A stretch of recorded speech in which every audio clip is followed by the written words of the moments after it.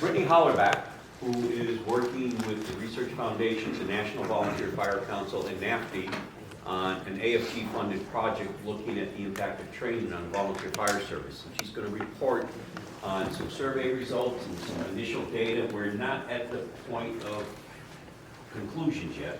We're still analyzing data and whatnot. But as she goes through the details, getting data from the fire service in the States has always been a challenge. Anybody who has done surveys and hoping to get hundreds of respondents, thousands of respondents, knows that even though we have 33,000 fire departments, so we're told 1.2 million firefighters, if you get several hundred respondents, you usually say, wow, that's pretty good. I scored big. Well, I think when Brittany shows some of our preliminary data, you're going to see how effective her outreach has been and through this project and what it's going to mean about the strength of the data and the results that are going to come from it. So, Brittany? Thank you. Okay, so I know this is like the last session of the day, so if everyone wants to like stand up and stretch a little bit. We're stretching in the back of the room. A stretch break is always good. No, we're good. Go for it. A little bit of stretching, okay? All right, so big deep breaths. So we're doing this awesome project. It was, I think Ken mentioned earlier, it was funded by FEMA through the FPRF, the NFPA's Fire Protection Research Foundation, and then further contracted with our research group to do this study. And so the point is that we're looking at the volunteer fire service in the United States, and more specifically, we're looking at communities of that protect less than 2,500 folks. So the first thing we did was a literature review. That part's done. I didn't want to talk too much about that today, but I do have a couple slides at the end that show some of the papers. So we recovered some peer-reviewed literature, some trade journal literature, and then some just news stories and different things. And I think all of that is very helpful. So you can see spotlights on success for what folks are doing well as a lot of the news articles that have come out lately. In fact, Srini sent me 2 in the last week that have been like, emergency, emergency, we don't have enough responders in the National Volunteer Fire Service, and like, this is going downhill quick, what are we gonna do? So, that's a literature review. The next thing we did was some regional focus groups. We did one here at a NAFTD summit, and we did one at an NVFC summit. Those were awesome focus groups. Some of you have participated in them previously, got really, really good data back from that. The next step was to do both a national survey and state level interviews. So we're trying to get folks from all over the United States. Again, we're focusing on departments that cover less than 2,500 people, and we'll talk more about that later, but that's kind of what I'm going to present today is some of the results from our surveys.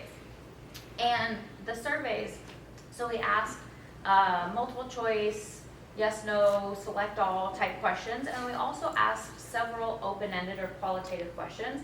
And so then I did some qualitative analysis on those, so we'll present kind of both, so it kind of colors in the picture, so there's a lot going on. And then, of course, it'll end with a final report where we'll report out all of these results, and then I think that's one of the important things we're talking about, like the so what for the fire service, and I think that final report, in addition to probably breaking down the final report into like infographics or social media messaging or whatever makes sense, like, but that's the point, right, is to get it out so it's usable for the fire service. I've done a lot of interviews with this project as well, and it's just really so important to report the information back to the end user. I've talked to folks that are doing really well with recruitment or retention in the volunteer fire service. I've talked to folks that are struggling. Sometimes you ask folks like, why do you think you're doing really well? And I got one answer that was like, really, our department had just been blessed by God. And I'm like, that's fantastic. I don't know how to sustain that or how to like pass that on to anyone else, but it's a really good conclusion. So I mentioned the literature review. We found 14 peer-reviewed articles, 11 other relevant publications, and then I've added a couple more after that, and then 2 relevant NFPA standards. Of course, it's important to recognize all of the available literature and see what needs to be tweaked, etc. But it emphasized an importance of leadership, training, and the physical nature of the job, and you'll see some current themes as we go throughout these. Then I mentioned that we've done a total of 3 focus groups, and we discussed recruitment and retention strategies, training needs, and retention efforts. And then get to the surveys. So Ken mentioned that we have, so we had over 2,000 responses. So that's from folks of all different response types. And then when we look specifically at those that serve less than 2,500 folks, we have currently 567 responses. And those are actionable, like fully filled out survey responses, not we dropped off and stopped answering questions halfway through. So this is incredibly exciting. And I have to point out that this is not solely my effort. NAFTD, NBFC, Sereni from NFPA, everyone has been super helpful in pushing the surveys out. They've done multiple survey blasts and sent it out to the training directors and the NBFC state folks, and so it's been a huge collaborative effort. But it's very, very exciting that we've gotten such a great response. Most of the folks were between the ages of 40 and 60, and nearly 90% represented fully volunteer organizations. I also have to mention, there was a question, a multiple response question. We asked them to indicate like what best describes your department type. And the first one was like fully volunteer / paid on call. And then several other options, like a combination of career and volunteer and paid via stipend, et cetera. And then there was other box. I cannot tell you how many other responses were fully volunteer. What did I say the first option was? Fully volunteer. However, we put / paid on call, and I really think that threw a lot of people off. And so it's been a learning experience for me as well in how you ask questions, and a / may not mean what I think it means in my brain, like two different options, but they're in the same line. Like, no, that's not appropriate, so perhaps those should be two different lines. So when you're designing a survey, it's super complicated and it goes through many iterations and then it's still not right. So, so focus on the population. So this is NFPA data, so of the national population of firefighters, and I know you can't see the colors, but this light blue, the 45%, is volunteer firefighters that protect communities less than 2,500. Then the green is 2,500 to less than 5,000. The orange is 5,000 to less than 10,000, and then 10,000 to less than 25,000. And so you can see our survey actually mirrors the national makeup of the volunteer fire service quite well, actually. I was surprised by that. So this is a little bit of breakdown of our participant demographics. We have a range of ages, but as you can see, only 2 were in the age range from 16 to 19, which I think is interesting, but also speaks to kind of the National Volunteer Fire Service, which in the United States is quite a bit older. So you go to age range 20 to 29, that was 8% of the sample, 30, 39, 15%, and then the primary amount of folks were in that, like I said, 40 to 60 range down here. We had a range of ranks. Most were in that firefighter, EMT, medic. We had a few paramedic or EMT only, some officers, quite a few chiefs, like half the sample, and then other 8.3, and I'm not going to break it down here, but people listed things like recruit. And again, this is sometimes just survey methodology, like they would just list firefighter, and we tried to reclassify, but anyway, that's other. Okay, so quite a range of years of service, but again, you can see that a lot of those folks fall in the 6 to 10 or greater than 10 years, and again, I think that speaks to the nature of the volunteer fire service in the U.S. Once they get in, they tend to stay. I also think that's a generational thing, so we're not seeing that so much with younger folks who are coming in, but folks that started a while back are still in, and I think that's what's driving up that average age range as well. And then it was important for us in the survey to grab folks from all regions of the country. So we broke it down by NFPA region, Northeast, South, Midwest, West, and then the bottom is on average how many square miles they cover. So not quite as many Northeast as we would have liked, but they represented 12% of the sample, the South 23%, the Midwest about half, and the West 13%. So we asked about years of service, so retention questions. Years of service, did they have a cap or limit on the number of members? And I actually found it interesting that yes, about 40% of the sample said yes, we do have a cap or limit on the number of folks that we have. And then we asked if they had a waiting list, and only 7% indicated that they had a waiting list. However, 7% of these people have a waiting list. So, like I said, we've done 2 things. This is the survey, but I've also interviewed a number of folks, and there definitely are people that have a waiting list, that are filling up their volunteer spots. And so I don't know what the future of the volunteer fire service is, but there are still places that are doing it well with some success and interest. So very So interesting. Just a comment. Yes. And I don't, so if you go back, don't know what the date really is. I'll get the text. Why we can't have nice. So my volunteer fire department To does connect Java Speak three H10, training go to the academies. Bluetooth menu on your mobile device and select it from the menu. Device. Plug it. It's okay. There you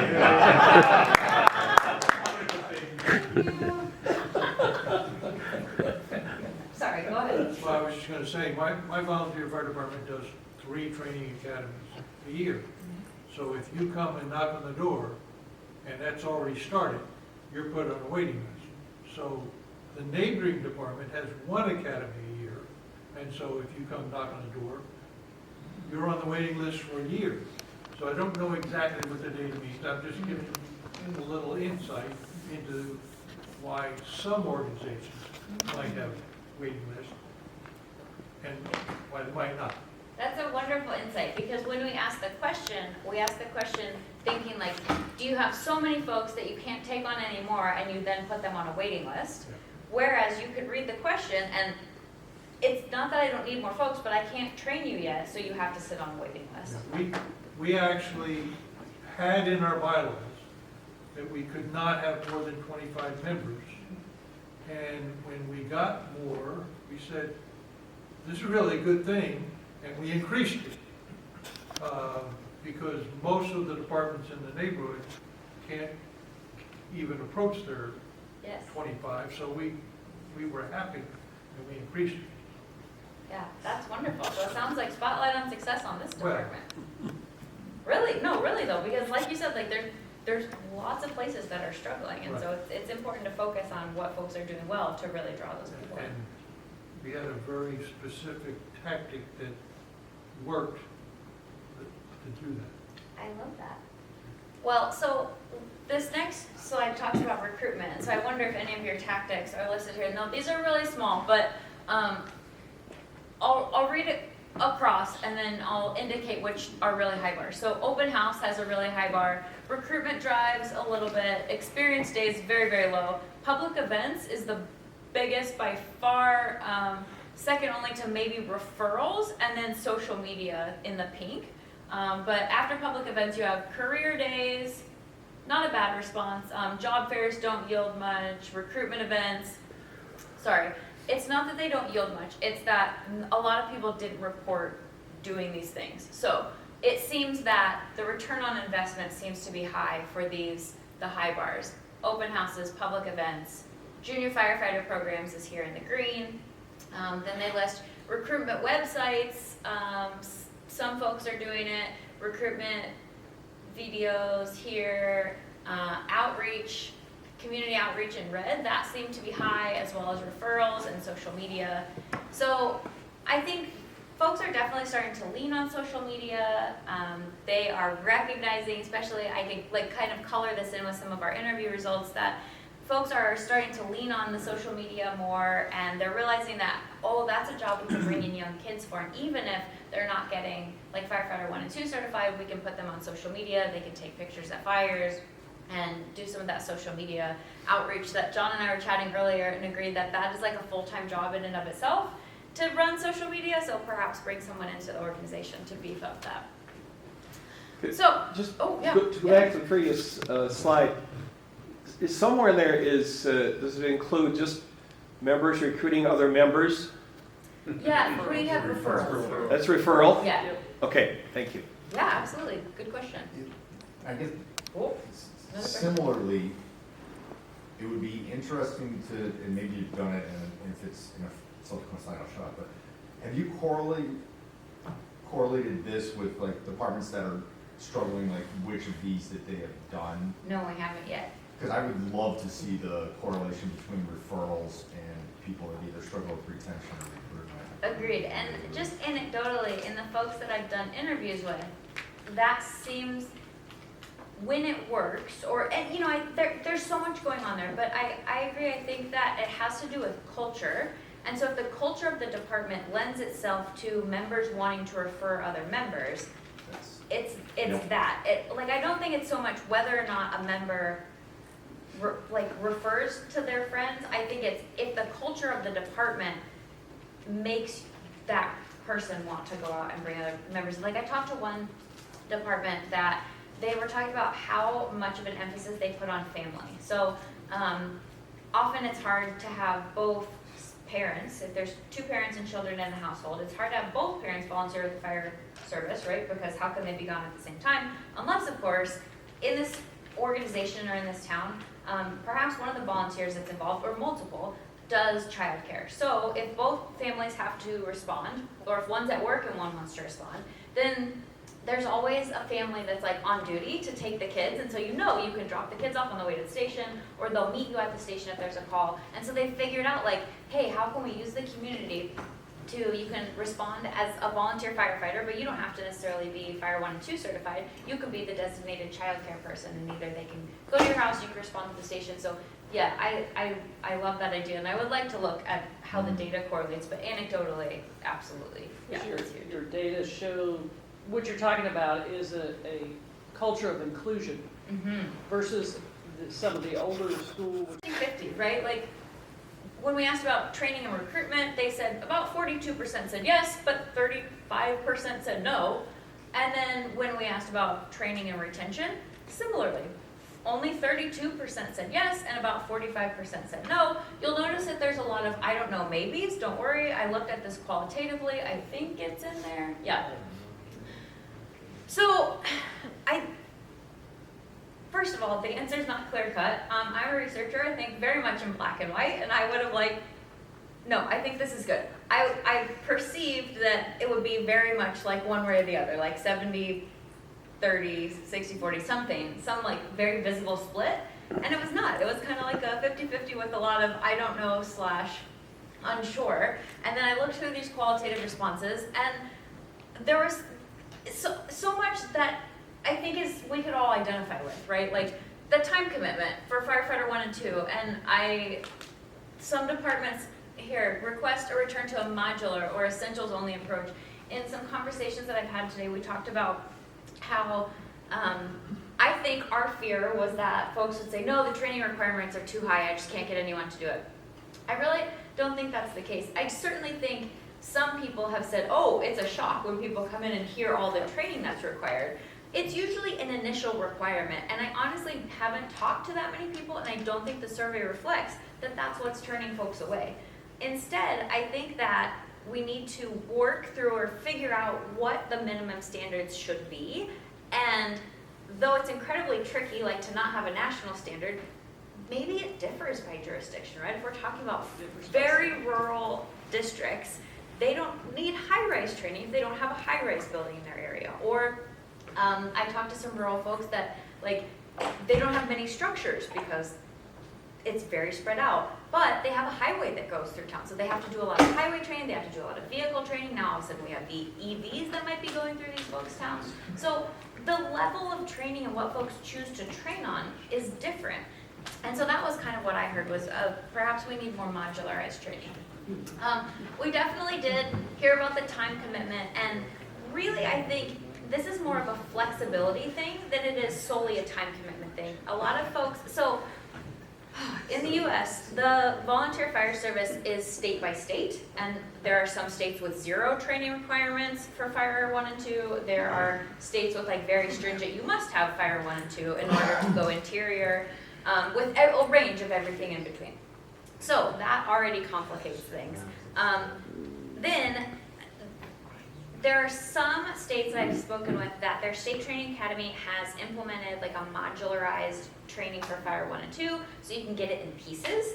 And I think that seems to be what folks are leaning towards, because it helps folks not have to take off a month or 4 weeks or 16 weeks of a semester, or whatever it is that your state fire training academy offers, but instead it offers a more flexible way to get that certification or that training.